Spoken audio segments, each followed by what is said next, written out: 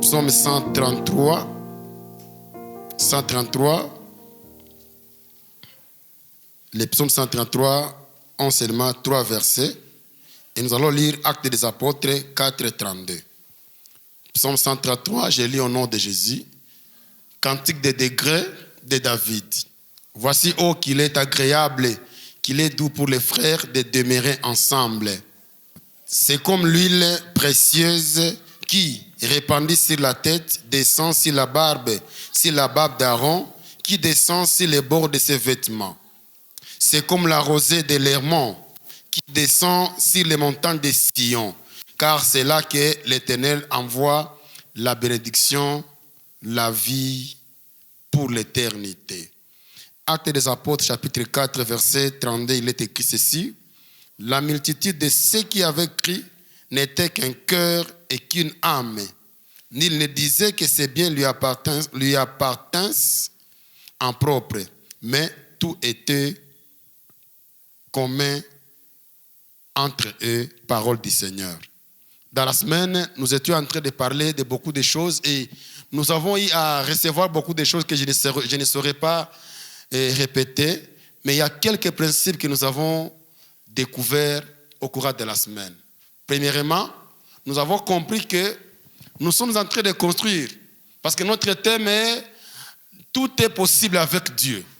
Et nous nous sommes dit que Dieu ne peut pas nous demander ce qu'il ne nous a pas donné. Ça, c'est un. Et à cela, nous avons ajouté en disant que Dieu ne peut pas nous demander ce qu'il ne va pas nous donner. Deuxième élément que nous avons reçu au cours de la semaine, c'est le principe qui a été dit, nous avons besoin de manifester des dons importants pendant cette période de construction. Le premier don, c'est la foi. Nous devons avoir la foi. Et le deuxième don, on a parlé des dons du donner. Les dons de libéralité. Donner avec libéralité. Troisième élément que nous avons reçu, c'était d'ailleurs, je vais dire, les piliers que nous avons eu au cours de la semaine, qui disaient, Dieu a besoin que nous puissions garder la sainteté, la sanctification. Alléluia. Que nous puissions garder la sanctification. Deuxièmement, nous devons aussi aimer Dieu. Et enfin, nous devons avoir en nous ce qu'on appelle le fait là de faire quoi? Qu'est-ce que je veux dire?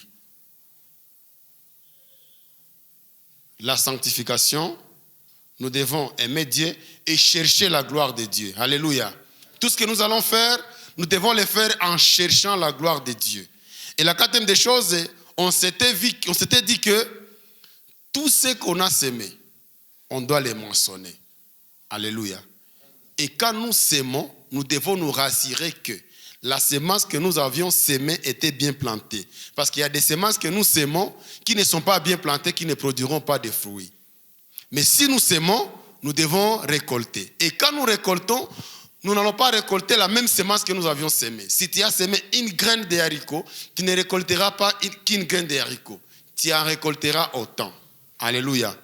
Et ce matin, j'aimerais nous parler rapidement, parce que nous avons un autre programme, de notre sous-thème qui dit « Bâtir l'église dans l'unité ». Alléluia. Bâtir l'église dans l'unité. Nous venons de lire le psaume 133, où la parole de Dieu, le psalmiste David, est en train de nous montrer l'importance de demeurer ensemble. Et il dit, lorsque les peuples demeurent ensemble, ces peuples-là incitent Dieu à déverser sa bénédiction. Et non seulement la bénédiction, il va aussi laisser la vie à ces peuples. Et je me souviens, quand on était dans la semaine, papa a déclaré sur cette chair que pendant cette période de construction, stop la mort dans l'église Hermon. Alléluia. Stop la mort, stop les maladies dans l'église Hermon. Et cela sera possible lorsque nous allons accepter d'être ensemble. Dieu ne bâtit pas son église sur la division, mais il y bâtit l'église dans l'unité. Nous devons d'abord être unis. Nous avons compris que s'il y a des divisions parmi nous, c'est le temps de mettre fin à ces divisions. Que nous soyons tous un. Comme la Bible le dit dans Actes, là où nous avons lu, chapitre 4, verset 32. Il dit, la multitude de ceux qui avaient cru n'était qu'un cœur et qu'une âme. Alléluia. Et moi, nous devons être un seul cœur et une âme pour rendre possible la construction de l'église. Parce que la division, c'est l'arme du diable qu'il utilise pour nous séparer. Parce que le principe du diable, c'est diviser pour mieux régner. Nous devons le faire.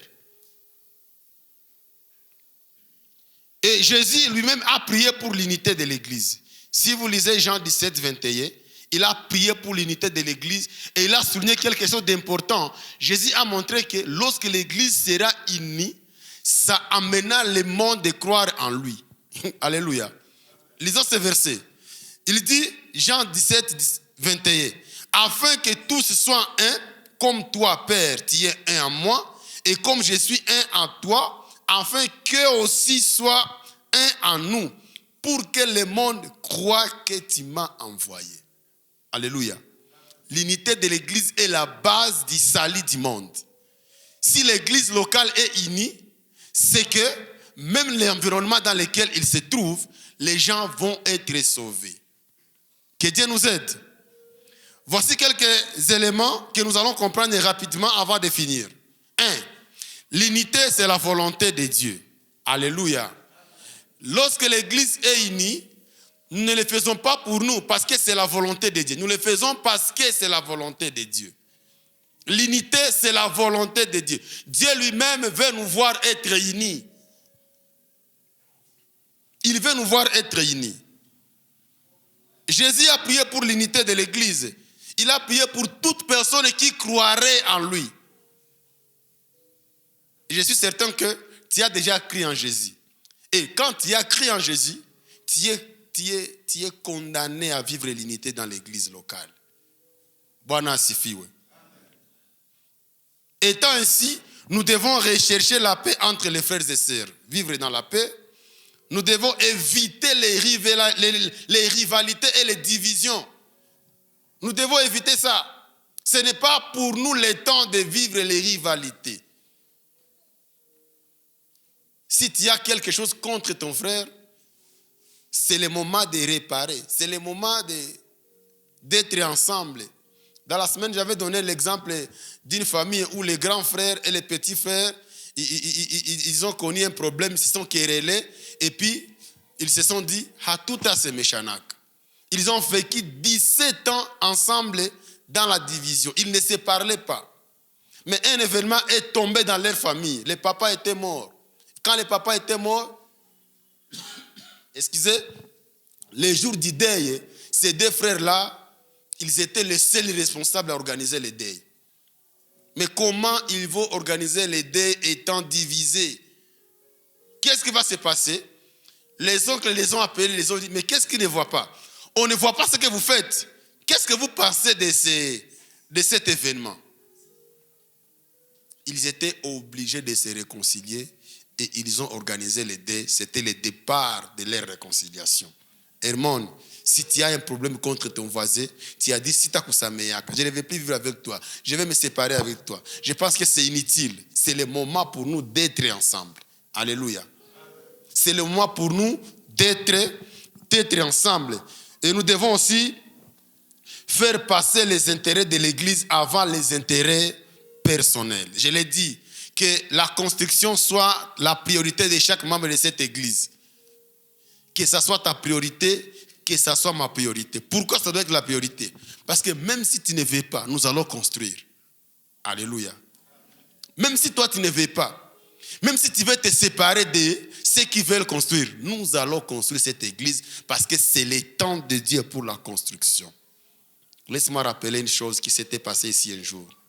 Je crois que c'était en 2006, pas 11, c'est 12.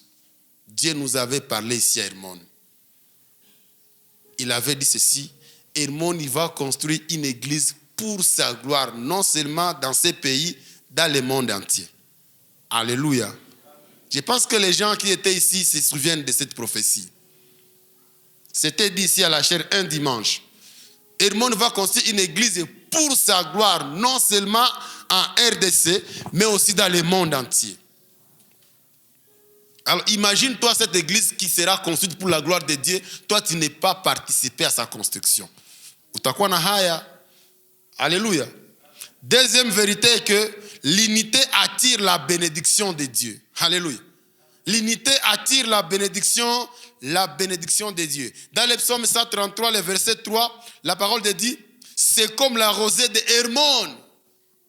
Alléluia, Hermon.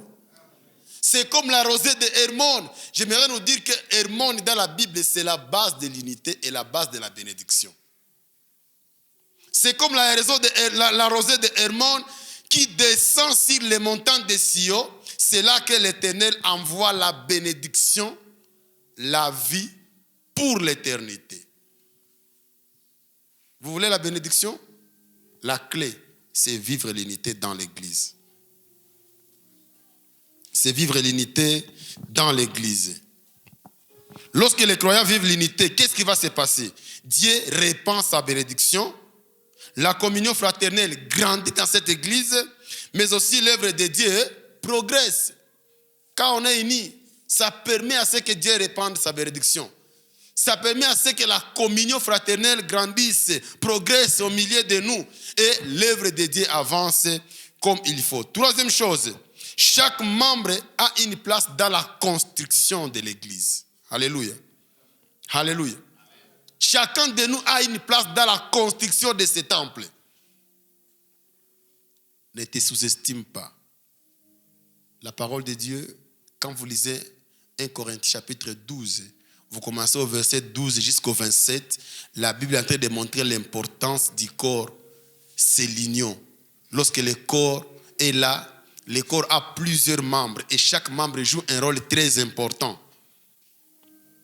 Tu peux être la main, tu peux être l'œil, tu peux être la jambe, tu peux être la dent. Je ne sais pas quelle partie tu es, mais tu as un rôle très important pour la construction de cette église. Tu joues un rôle très important. Les peu de choses que tu peux faire, ça fera en sorte que la construction aille très mieux.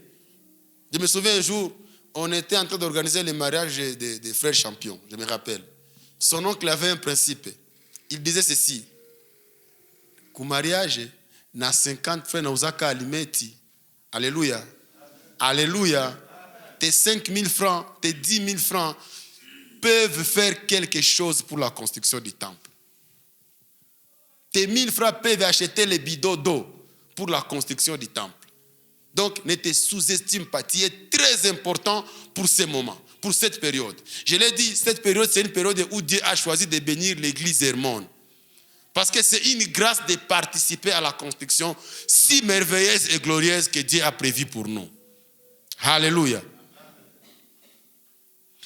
Quatrième chose, préserver l'unité pour l'amour et l'humilité. Nous devons préserver l'unité pour l'amour et l'unité. Quand nous lisons Ephésiens chapitre 1, au verset 3, la parole de Dieu dit ceci. Chapitre 4, verset 3 plutôt, la parole de Dieu dit que nous devons garder l'unité. Nous devons garder l'unité par l'Esprit de Dieu. Et là, j'ai constaté que Paul nous recommande certaines choses. Il nous recommande l'humilité. Il nous recommande la douceur. Il nous recommande la patience. Il nous recommande de nous supporter mutuellement. Il nous recommande le maintien de l'unité par les liens de la paix. Voyons rapidement les ennemis de l'unité dans l'église locale. Quelles sont les choses qui sont à la contre de l'unité de l'église locale? Quelles sont les pratiques que nous faisons, mais elles sont à la contre, elles brisent l'unité de l'église? Premièrement, nous avons les querelles. Quand il y a les querelles dans l'église, il n'y a pas d'unité. Ce sont les choses à éviter. Deuxièmement, nous avons les jalousies. Quand il y a de la jalousie dans l'église, il n'y a pas l'unité. J'étais en train d'étudier comment naît la jalousie dans l'église. Alléluia. J'ai trouvé quelque chose. J'ai constaté que la jalousie dans l'église naît lorsqu'un membre de l'église n'assume pas correctement ses fonctions. Je m'explique. Toi, tu es à l'église, tu es membre de l'église, tu travailles pour l'église, mais tu ne le fais pas avec un cœur dévoué. Tu le fais d'une manière facultative. Je donne l'exemple. Nous avons fait une semaine. Il y a ici les gens qui ne sont pas arrivés à l'église même une seule fois. Maintenant, qu'est-ce qui va se passer? Quelqu'un d'autre va venir, un nouveau croyant. Lui, il vient, il comprend l'importance de participer fidèlement aux activités de l'église locale parce que c'est un principe que Dieu nous a donné. C'est une recommandation, c'est une loi, c'est une obligation. Le monsieur là, il se donne, ou la sœur là se donne sérieusement. Dans peu de jours, Dieu le bénit et il l'élève. Toi, tu es encore là. Tu vas commencer à te demander, oui, moi, le coup, il y a Jana. Bon, on a quoi Ivi? Bon, on a dépassé. La jalousie commence à naître dans la vie, dans le cœur de la personne. Nous ne devons pas surtout avoir les jalousies en nous. L'autre ennemi, c'est les divisions. Quand j'ai commencé, j'ai dit ceci, Dieu ne bâtit pas l'église dans la division. Il l'a bâti dans l'unité. Les groupuscules que nous avons longtemps vécu dans cette église, je pense que c'est le temps de mettre fin à cela. S'il y a une prière qui sera faite ici dans cette église, que cette prière-là soit faite pour un seul but, la construction de l'église. Alléluia. S'il y a un groupe qui veut prier, ce groupe-là doit prier pour un seul but, la construction de l'église. Mais vous ne voulez pas vous joindre aux autres. Vous priez pour quelle requête? Vous priez pour quoi? Nous avons la responsabilité de nous mettre ensemble, de ne pas nous diviser. C'est une responsabilité que nous avons. C'est un devoir que nous avons en tant que membres de l'église. Évitons les divisions. L'autre ennemi, c'est le commérage. Nous avons des personnes ici qui sont capables de mentir sur les autres personnes. Mais tu vas gagner quoi? Ça, c'est du bébé. Ce sont les bébés qui accusent à tout moment, les enfants, les petits enfants de 3 ans, 4 ans, 5 ans, 6 ans. Ce sont eux-là qui accusent à tout moment. Vous amenez un rapport contre quelqu'un, mais quelle est votre intention? Et j'aimerais vous dire une chose. Quand vous amenez un rapport contre moi, chez Gaudens, Gaudens va se poser la question. Oui, mon allété maneno, qu'est-ce qu'il vise derrière ça? Il y a quoi derrière ça? Alléluia. Les commérages. Nous avons ce qu'on appelle l'orgueil et nous avons le manque de pardon. Bien-aimés, nous avons longtemps vécu ces moments où les gens entre eux ne se pardonnent pas, ne se parlent pas. Nous sommes dans une même église. Nous participons tous à la Sainte Seine, une Sainte Seine de l'église, nous tous, mais nous avons des différends dans nos cœurs. Il y a celui-ci et celui-ci qui ne se parlent pas. Et puis ça fait longtemps, ça date de longtemps. C'est le temps de nous mettre ensemble, bien-aimés. La parole de Dieu nous dit dans Matthieu 18, verset 15, elle dit, si ton frère a péché contre toi, va et reprends-lui seul à seul. C'est ce que dit la parole. Elle ne dit pas si quelqu'un a péché contre toi, attends qu'il vienne. Non, va et reprends-lui seul à seul. Tu sais pourquoi Jésus a dit ça? Jésus a dit ça parce qu'il y a des personnes-là, sans se rendre compte qu'il y a des personnes. Utamusirikia tu bure, pendant qu'il y a watu hangaike, il voit que c'est normal. C'est toi qui es en train de souffrir. Va et reprends-lui. Parle-lui de ce qu'il a fait. Parle-lui de cette erreur avec un cœur généreux et un cœur d'amour. Ne le fais pas par rivalité. Fais-le avec un cœur d'amour. On ne saura pas construire. Dieu avait dit à David, oui, tu as l'intention de construire pour moi. Oui, je vois, tu as déjà préparé les matériaux pour la construction. Mais tu ne construiras pas pour moi parce que tes mains sont remplies du sang. Alléluia. Alléluia. J'avais dit ceci, il est possible que tu donnes ton offrande pour la construction, mais cette offrande ne soit pas considérée par Dieu. Pourquoi? Parce que tu as vécu avec les choses dans ton cœur contre ton frère. La parole dit ceci, si tu veux donner une offrande, avant de donner l'offrande, regarde si tu n'as pas quelque chose contre ton frère. Si tu constates que tu as quelque chose contre ton frère, va d'abord voir ton frère Moutengeneze. Après avoir réparé, viens maintenant donner ton offrande. Nous avons cette obligation. Nous devons faire cet exercice d'aller voir les personnes avec qui nous vivons dans la division. Parlons rapidement, et je vais finir par là, comment bâtir l'église dans l'unité. C'est là que je vais finir. Comment bâtir l'église dans l'unité. 1. Pour bâtir l'église dans l'unité, nous devons prier ensemble. Alléluia. Nous devons prier ensemble. Dans Actes 2, 42, la parole de Dieu dit, il persévérait dans l'enseignement des apôtres, dans la communion fraternelle, dans la fraction de pain et dans les prières. Il n'y aura pas une prière qui sera faite dans cette église qui ne concerne pas la construction. Nous devons prier ensemble. Lorsque l'église organise un moment de prière, nous sommes obligés. Là, je suis en train de parler de nous, les membres du francophone. Nous avons un problème. S'il y a un programme au milieu de la semaine, nous pensons que nous sommes épargnés de ce programme. Non, nous ne sommes pas épargnés. Nous sommes tous appelés à être ensemble. L'unité, la communion fraternelle nous exige de le faire. Alléluia. Nous exige de les faire. Nous devons faire aussi les sacrifices. Nous ne devons pas entrer à l'église seulement les dimanches. Non. Il y a des programmes au milieu de la semaine qui nous demandent d'être là. D'être là. C'est très important. C'est tellement important. Nous devons prier ensemble pour bâtir cette église. Deuxième des choses, nous devons étudier la parole de Dieu ensemble. La parole de Dieu ensemble. La parole de Dieu s'étudie de différentes façons. Comme ici, nous étudions ensemble. Il y a des méditations qui se font ensemble. Mais je regrette souvent, il y a des personnes qui arrivent à l'église à 8h30. Vous allez voir, ils vont venir à 8h30, 8h45. Aujourd'hui, vous allez les voir, ils seront là. Et moi, je me demande, quand on finit à 8h45, il arrive à 8h45, la prédication est déjà finie. Alikia Fanny Mukani Saoul, il est venu écouter les communiqués. Je suis désolé pour toi. Quel genre de chrétien que tu es? Est-ce que tu vas grandir, toi? Tu ne grandiras pas. L'église doit méditer, doit écouter la parole de Dieu ensemble. Si l'église primitive a été forte, c'est parce qu'ils écoutaient la parole de Dieu ensemble. La parole dit, ils persévéraient tous dans les enseignements des apôtres. Troisième des choses, pour bâtir une église dans l'unité, c'est se pardonner mutuellement. Alléluia. Alléluia. La parole de Dieu dit, nous sommes dans Éphésiens chapitre 4, verset 32. Elle dit, soyez bons les uns les autres, compatissants, vous pardonnant réciproquement comme Dieu vous a pardonné en Christ. Ça revient, je ne sais pas pourquoi ça revient, mais je pense que c'est très important.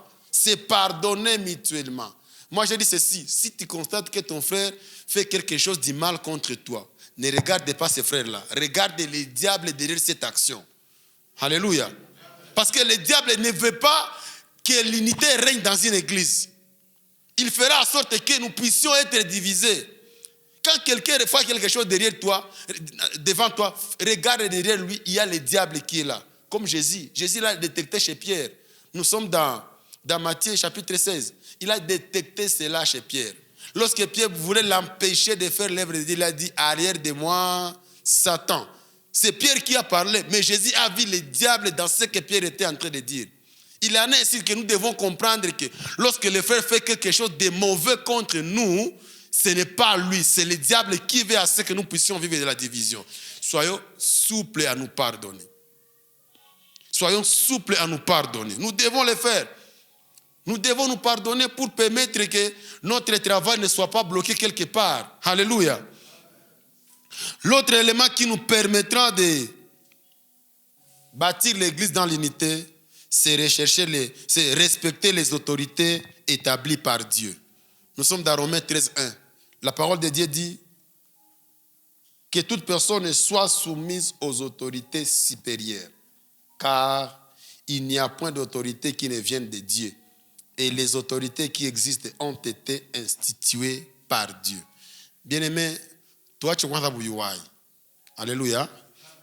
Tellement que nous sommes dans l'église, toute autorité qui est dans l'église, c'est une autorité qui vient directement de Dieu, différemment des autorités profanes.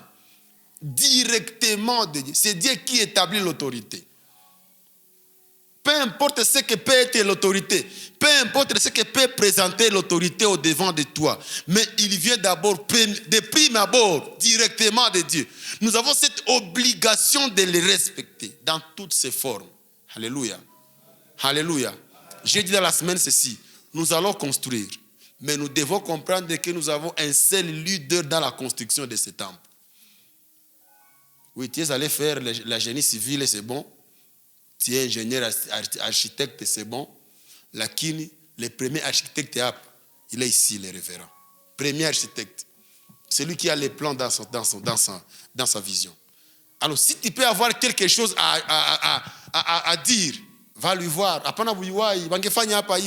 Qu'est-ce que toi tu en sais? Nous devons respecter les mots d'ordre. Nous avons un projet, moi je l'appelle priorité. Alléluia. Pierre angulaire. Opération $100,000. Opération 100 000. Cette opération, j'ai dit que ça soit notre priorité.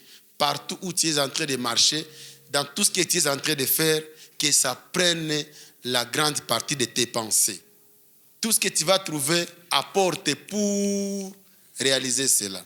100 000, ce n'est pas beaucoup d'argent. Même si presque tout le monde ici, personne n'a jamais vu ça ou touché, mais ce n'est pas beaucoup d'argent. Avec cette multitude que nous sommes. Alléluia. Si nous sommes unis, nous allons réaliser au-delà de 100 000. Alors, respectons l'autorité. Ce que l'autorité dit, moi je crois que ça vient directement de Dieu. Nous devons les respecter. Alléluia. Alléluia. L'autre, c'est servir avec humilité. Nous devons servir avec humilité. Ça, j'ai trouvé dans 1 Pierre, chapitre 5, verset 6. La parole de Dieu dit, humiliez-vous donc sous la puissante main de Dieu afin qu'il vous élève au temps convenable. L'humilité précède la gloire. Tu veux être élevé, sois humble. Sois humble. L'épée que tu as trouvée, quand tu donnes de ce que tu as trouvé, c'est le signe de l'humilité. Alléluia. C'est le signe de notre humilité. Avant le dernier point, c'est porter les fardeaux les uns les autres. Porter les fardeaux les uns les autres. Galates 6:2, la parole de Dieu dit, portez les fardeaux les uns les autres et vous accomplirez ainsi la loi de Christ. Nous devons comprendre que chacun de nous a des faiblesses. Alléluia. Alléluia. Chacun de nous a des faiblesses. Si nous nous attelons beaucoup sur nos faiblesses, nous n'allons pas avancer. Et quand quelqu'un a fait quelque chose qui est mubaya, je pense que j'ai envie aussi, si c'était moi, quelle serait la réaction des autres? C'est très important. N'indexons pas seulement les doigts aux autres. Nous devons d'abord regarder si cet effet-là aurait si cette action-là aurait quel effet dans notre vie. Enfin, rechercher la paix et la réconciliation. Rechercher la paix et la réconciliation. Hébreux 12:14 dit ceci, rechercher la paix et la sanctification sans laquelle personne ne verra le Seigneur. L'unité n'est pas une simple option, mais un commandement du Seigneur. Une église divisée s'affaiblit. Alléluia. Une église divisée s'affaiblit. Tandis qu'une église unie devient un puissant témoignage de l'amour de Christ. Je l'ai dit, l'union, c'est la base de l'évangélisation. Lorsque l'église est unie, c'est de l'évangélisation. Jésus dit, lorsque vous serez unis, le monde croira que Dieu a envoyé Jésus.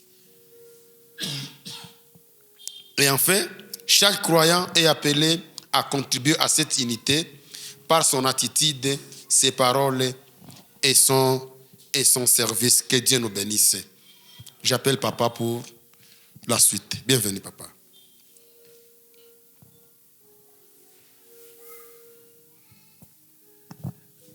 Nous sommes à la fin de notre première partie de notre culte. Le message d'aujourd'hui, nous devons nous unir pour bâtir. Et ça arrive à ce qu'il y ait quelqu'un parmi nous qui dit, moi je ne suis pas là. Bon, qu'il fasse ce qu'il veut le faire. Moi je vais observer. Et ce n'est pas étonnant qu'il y ait quelqu'un qui commence à chanter disant que non, nous verrons s'ils vont réussir. L'unité pour bâtir. Ça, c'est un message que Jésus avait laissé. Il a prié le Seigneur, il a prié le Père. Il a dit, Père, je veux à ce qu'il soit un comme nous le sommes. Si nous voulons à ce que nous soyons un pour bâtir le temple de Dieu, nous devons nous ressembler. Je dis bien, nous devons nous ressembler. Comment nous aurons cette ressemblance? C'est dans la sainteté, c'est dans le pardon, c'est dans l'unité d'avoir la soif ensemble de faire quelque chose qui va faire l'honneur de Dieu et de l'Église. Nous allons prier pour la parole d'aujourd'hui et nous louons Dieu pour l'outil qu'il a utilisé pour nous parler. Chers membres de notre service francophone, centre francophone, nous commençons la semaine prochaine l'étape de la construction. Et ça a déjà commencé. Toute la semaine, nous venons de la passer dans la prière et différents enseignements. Bon, vous qui n'étiez pas là, vous qui êtes ici aujourd'hui, et vous attendez l'autre dimanche pour que vous soyez là, et nous ne doutons pas. Les gens qui attendent le dimanche, ça arrive que même le dimanche qu'ils disent que bon, là aussi taenda kule, ni taenda ingilia fasi ingine. Pourquoi faire ce genre de vagabondage? Bon, mais mes chers amis, nous devons nous sacrifier pour Dieu. Nous devons nous abandonner pour Dieu. Si nous voulons à ce que Dieu nous considère comme ses enfants, nous devons écouter son appel. L'appel qui nous invite à être présents tout le temps qu'il nous cherche, tout le temps qu'il veut nous utiliser, tout le temps qu'il veut avoir les cris ou la voix de tout et chacun de nous pour faire son louange et sa gloire. Soyons ensemble, unissons-nous. Je dis bien, si nous voulons nous unir, nous devons nous ressembler. Comment nous nous ressemblons? Où est-ce que nous allons nous rencontrer pour qu'on soit ensemble? C'est tout juste au pied de la croix. C'est là où se rencontrent les enfants de Dieu. C'est là où nous sommes mélangés, c'est-à-dire nous sommes mixés et nous nous ressemblons. Car chacun a l'image de Jésus, directement nous trouverons que nous ressemblons à Jésus et nous nous ressemblons. Et cela, c'est par le sang de Jésus. Je vais dire ceci avant de prier. Si vous voulez bâtir pour Dieu, si vous voulez être parmi les bâtisseurs, parce que nous avions dit que nous avons le projet, le bâtisseur, l'unité des bâtisseurs pour faire le temple de Dieu. Et Dieu nous a révélé, parce qu'il y a des moments où nous pouvons avoir comme c'est un besoin qui arrive à nous, mais c'est Dieu qui le met dans nos cœurs. Et nous voulons à ce qu'au mois de janvier, nous ayons au moins $100,000 pour commencer notre temple. Bon, les $100,000, il peut y avoir quelqu'un, quand il écoute ça, il dira, ok, tutaona kama batazipata wapi. Bon, mi sina kitu siko mwabile. Non. Je vous assure que Dieu veut à ce que vous soyez parmi les bâtisseurs de ce temple. C'est pourquoi le prédicateur a dit que nous devons nous rencontrer ensemble. Nous devons nous mettre ensemble. Nous devons prier ensemble. Nous devons écouter la parole de Dieu ensemble. C'est un peu douloureux. Je ne sais pas, ça inquiète. Car il y a quelqu'un qui est membre de cette église et qu'on organise toute une semaine de prières et des enseignements, et que vous ne soyez pas là. Bon, il y a ce genre de gens, peut-être il faut écouter un jour qu'il y a quelqu'un qui est venu de l'Amérique, qui est venu de Cameroun, qui est venu pour prêcher, ce jour-là, il va se préparer. Non, tu viens faire la curiosité. Mais nous devons nous mettre ensemble. C'est le moment de mettre les mains ensemble pour que nous soyons capables de construire le temple de Dieu. Et ça commence par venir au pied de la croix. Je veux dire ceci. Ça peut arriver qu'il y ait quelqu'un ici qui sent qu'il n'est pas prêt. Il y a quelque chose qui le sépare de l'assemblée, qui le sépare de Dieu. Mais pourquoi ce temps ne pas être le bon moment de la repentance pour qu'il vienne, pour qu'il décide, aujourd'hui je vais joindre les amis, je vais être ensemble avec l'église de Dieu pour bâtir le temple de Dieu. Parce que si nous voulons aussi bâtir, il faut que nous ayons des mains propres et des consciences saines. Mains propres et consciences saines. Des consciences qui n'ont pas d'accusation. Nous ne saurons pas construire, nous ne saurons pas nous unir si nous avons des problèmes qui nous séparent. Et c'est ainsi que le prédicateur a dit qu'au courant de la semaine, nous avions vu que si, cher ami, vous avez un problème avec une sœur, avec un frère, faites tout pour réparer avec lui. Mettons-nous ensemble dans la sainteté pour que le Seigneur nous utilise pour son œuvre. Nous allons prier, mais nous demanderons s'il y a quelqu'un qui sent qu'il y a quelque chose qui le sépare de Dieu. Parce que, laisse-moi vous dire ceci. Les gens qui ont des problèmes, quand il y a un frère, une sœur qui n'est pas bien dans son cœur, en tout cas, il n'est pas chaud à ce qu'il arrive avec les autres pour écouter la parole de Dieu. Vous pouvez dire, moi, je n'ai pas péché. J'étais seulement trop occupé. Je n'avais pas eu le temps parce que j'avais mes affaires. C'est ça qui... Non. Mais pourquoi le diable doit faire à ce que pendant que nous avons toute une semaine de prière, de méditation, nous prions Dieu, nous devons nous approcher auprès de Dieu. C'est lui qui a la force, c'est lui qui est puissant. Nous avions appris que nous devons prier Dieu parce qu'il est le tout-puissant. 2, il nous aime tant. 3, c'est un Dieu de compassion.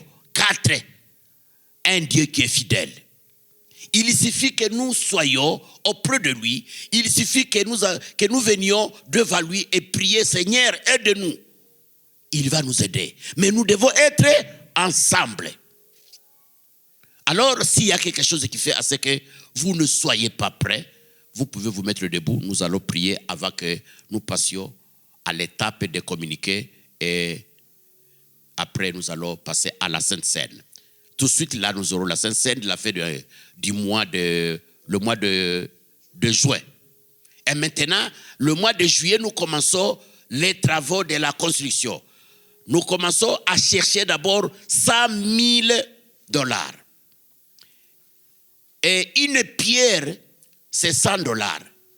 Si vous amenez $100, vous aurez amené une pierre dans notre temple et ça va aider à ce que nous fassions l'œuvre de Dieu ensemble. Mais ça peut arriver que vous êtes avec nous ce matin et que la parole de Dieu que nous venons d'écouter vient d'éclairer dans ton cœur, disant que non, ici vous devez réparer. Est-ce qu'il y a quelqu'un qui veut réparer? Qu'il se mette debout, on va prier avec lui. S'il y en a. Amen. Il y en a encore un frère, ok, que Dieu vous bénisse. Nous allons prier. Amen. Mes chers amis, ce que nous devons faire, faisons un exercice, faisons un effort de nous approcher auprès de Dieu. Et cela nous pousse, cela fait à ce que nous ayons le courage de déposer nos fardeaux au pied de la croix. Nous allons prier pour les amis. Nous allons prier pour les amis. Que Dieu soit loué. Est-ce que les amis peuvent avancer ici devant nous pour qu'on prie avec eux avant qu'on passe à la deuxième étape? Merci. Merci. Ayez le courage. Nous devons faire ce pas. Que le Seigneur vous bénisse. Ce que vous faites, c'est ça que Dieu veut. Parce que nous ne sommes pas capables seuls. Il n'y a que Dieu seul qui est prêt. Il veut de nous. Il veut que nous soyons ses enfants. Que nous soyons prêts. Et que nous soyons saints. Parce que la parole de Dieu nous dit que nous devons éviter à venir auprès de Dieu au moment où nous avons des cœurs qui sont chargés, des cœurs qui ont des problèmes. Mais quand nous venons au pied de la croix, quand nous disons Seigneur, pardonne-moi, le Seigneur est prêt à nous pardonner. Nous allons prier. Nous demandons au pasteur qui est là derrière avec nous, qu'il lève les mains sur le frère, que Dieu le bénisse, qu'il le pardonne. Et une seule chose, Dieu nous demande de ne plus rentrer dans les erreurs, dans les péchés, dans ce que nous avions commis. Dieu est avec nous. Tuombe pastor atuombeye na kuomba rehema kwa ajili ya wapendwa hawa. Karibu. Mungu Baba yetu na Bwana wetu. Oh Yesu.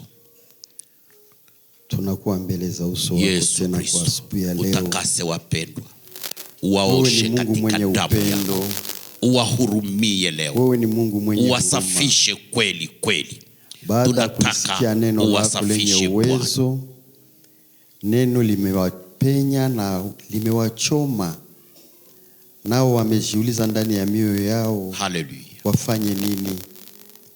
Neno lako linasema ni kutubu. Kweli Yesu. Nao wamekuja mbele zako. Uwatakase Bwana, uwaoshe Bwana, uwasamehe Mungu, uwahurumie dhambi zao, uzifute kabisa kabisa, usiondoe Mungu. Haleluya. Uwatakase katika damu yako kupitia mawazo, kupitia masemi, kupitia mwenendo. Mungu Yesu, waoshe, uwasamehe. Tunaalika ile damu ya mwana kondoo kweli Yesu, ili iweze kuwasafisha na uzalimu wao wote. Tunaamini ya kuwa sababu wamesimama kwa imani, wamegeuka Mungu, na kugeuka hawataongeza tena kurudi nyuma. Mikononi mwako Mungu tunawaweka, watakase na kuwabariki kwa jina la Yesu Kristo. Amina. Amen. Que Dieu vous pardonne et que Dieu efface tout ce que vous aviez commis. Et maintenant, soyez forts, restez debout et que vous serviez Dieu dans la sainteté. Que Dieu vous bénisse. Amen.